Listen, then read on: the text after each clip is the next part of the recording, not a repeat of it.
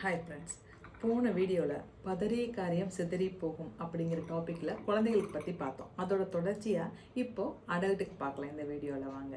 Hi, I am doctor Sridevi, a family dynamic coach. ஆமாங்க, குழந்தைகளுக்கு மட்டும் இல்லை, நமக்கும் தான். ஏதாவது ஒருத்தவங்க நம்ம சமைச்சிட்டு இருக்கும்போது பின்னாடியே நின்று நம்மளோட அம்மாவாக இருக்கலாம், நம்மளுடைய அத்தையாக இருக்கலாம், யாரை வேணாலும் இருக்கலாம், மாமியாராக இருக்கலாம். பின்னாடியே நின்றுட்டு இதை பண்ணாத அதை பண்ணாத, சமையல் பண்ணிட்டியா, தண்ணி இவ்வளோ அளவு ஊற்று, ஒரு செம்பு தண்ணி ஊற்று போதும், 4 ஸ்பூன் மிளகாப்பொடி போடு, 2 ஸ்பூன் உப்பு போடு, கொஞ்சம் அந்த மஞ்சத்தூள் போடு அப்படின்னு சொல்லிக்கிட்டே இருந்தாங்கன்னா நமக்கு எவ்வளோ டென்ஷன் ஆகும். பதட்டம் தான் ஜாஸ்தியாகும். அந்த பதட்டத்தில் சாம்பார் ஒழுங்காக வருமா வராதானே தெரியாது. அந்த காரியம் சிதறி தான் போகும்.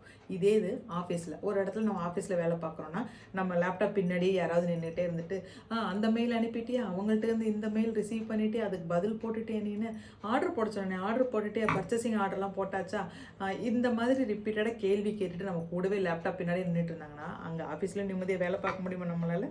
கொஞ்சம் யோசிச்சு பாருங்கள். ரொம்ப டென்ஷன் ஆயிரும், பதறி போயிடும். யாருக்கு என்ன மெயில் போடுறேன்னே தெரியாமல் பதறிய காரியம் சிதறி போவாங்க.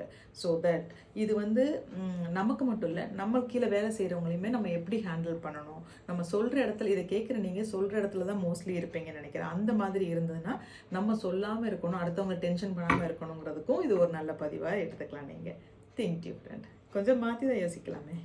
நன்றி.